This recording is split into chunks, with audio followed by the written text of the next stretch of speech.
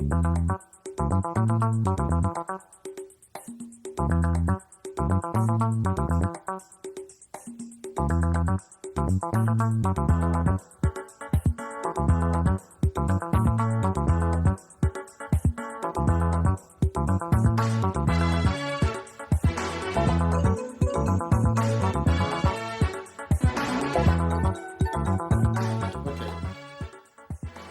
Coronavirus ayaa wuxuu adduunka dhibaato ku hayo oo ahaa cudur caabuqa oo sanooyinka ugu dambeeyey oo aada ugu faafay dunidoo dhan.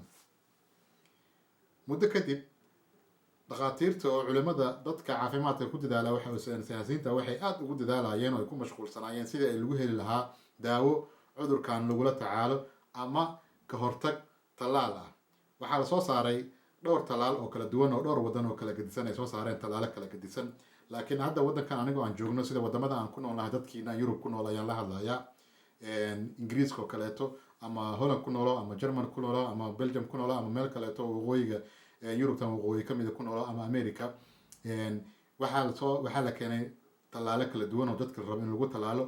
berihii ugu horreeyay tallaalka waxaa lagu bilaabay dadka waayeelada ah iyo dadka taagta daran iyo dadka ka shaqeeya goobaha caafimaadka. qaybtii horeeta way gudubtay, hadda waxaa socota qaybtii labaad oo dadkii waayeelada oo 86 ka sarreeya ahayd. haddana waxaa laga dhigay toddobaad wixii 65 ilaa wixii ka hoos dadka laga tirada badan yahay oo ajaanibtaa sideen oo kaleeto oo Soomaalidu aan kamid ah gudaha usoo galo usoo dhaadhaco. Soomaali badan ayaa jirta oo aad uga dhaga adeegaysa runtii oo kasoo horjeedaan. asxaab badan oo aan la sheekaystay oo TikTok live-ka kamid ah oo macni TikTok ay ku taqaaneen qaarkiin saan filaayo aan kala sheekaystay waxay leeyihiin oo ay ka sheekeynayaan qaarkood dad baa la siiyey oo loo yabo hal kaale imaam qaar waa ka dhaga adeegeen qaarna waa yeeleen.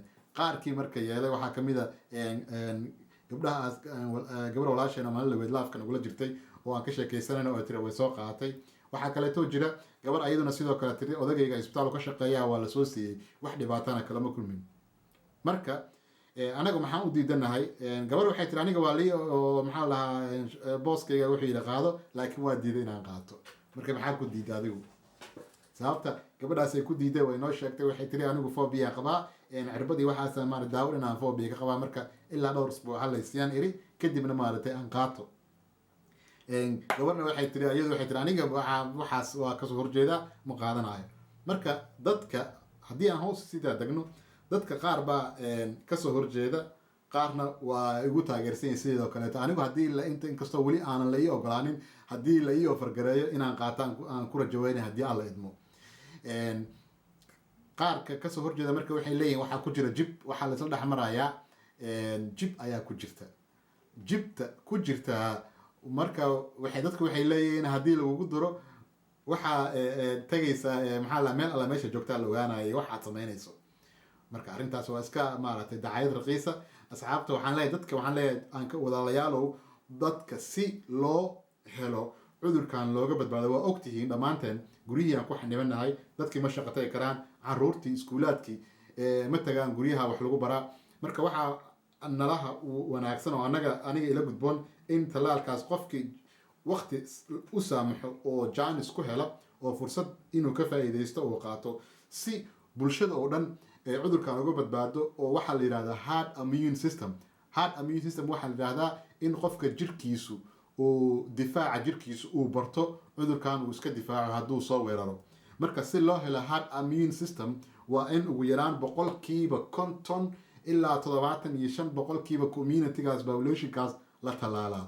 haddii 75 ilaa 50% ka yar la tallaalo dadka weli cudurkaas isugu soo noqonayaa. markii uu cudurkan wuxuu bilaawday 2019 soo maaha yaa isdhahay 2021 weli guryaha lagu xidhnaan doonaa. mar walba uu baxo uu yaraado oo lockdown la sameeyo dadkii waa yaraanayaa. haddana markii dadkii soo baxaan cudurkii waa soo laabanaya. laakiin si herd immune system loo helo waa inaan tallaalkan la istallaalaa. Soomaali haddaan nahay tallaalkaas aan aqbalno walaalayaalow aan ka faa'iidaysano si maaragtay looga badbaado cudurkan oo looga gudbo waxa hadda dowladii isku haysta macni waxa uga hadlayaa waxay taasna dowladii hadda waxay isku haystaan talaalka in ugu filan anagana ma siinin waxaan maqlaayay Ireland Republic of Ireland iyo Ireland of Ireland iyo North Ireland oo xuduudeeda dad shalay ay dowladda maxaa lahaa midowga Yurub ay maamulkooda ay dheheen lama gudbin karo oo maxaa lahaa iskuma gudbi karaan oo baabuurtii waday xamuulka ahayd ee waday talaalka la celiyay ama hal la celiyay ay dheheen This is an incredibly hostile and aggressive act by the European Union bloc. They are trying to stop the supply of waxay rabaan inay istortaagaan talaalkii lagu talagalay shacabka UK ayaga dhexdooda dagaal isku haysto ayaga waxay dagaal isku haystaan oo ku dagaalamayaan maalin kasta ay ku doodayaan ayaga dhexdoodii ayaa waxay isku haystaan maalin walbaba annaga nooma badinin iyo annaga naga basatay iyo qolo walbaba waddan kastaba wuxuu leeyahay waddan kale naga basatay ayaan dhaweed waxaa sidaas oo kale ka hadlayay xogayaha guud hay'adda caafimaadka adduunka will only prolong the pandemic the restrictions needed to contain it and human and economic suffering. A new study by the International Chamber of Commerce Research Foundation shows that vaccine nationalism could cost the global economy up to 9.2 trillion US dollars.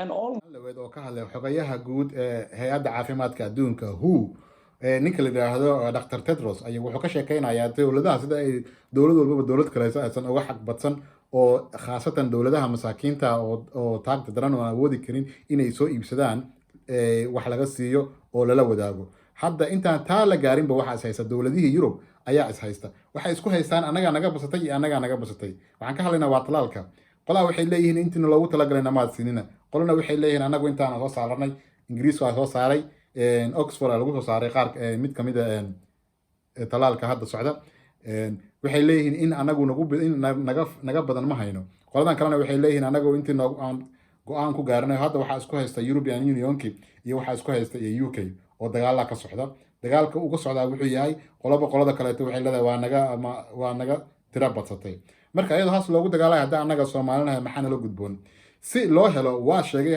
haddana waan ku soo celinayaa hard immune systemka waa in ugu yaraan 50% ilaa 75 populationka markaas meeshaas ku nool la talaalo si ay dadka jirkooda ula wada qabsado marka haddii aan la talaalin waxa laga yaabaa hadda sidii uu noogu soo noqonayo kaleeto mar walba uu noogu soo noqdo inaanu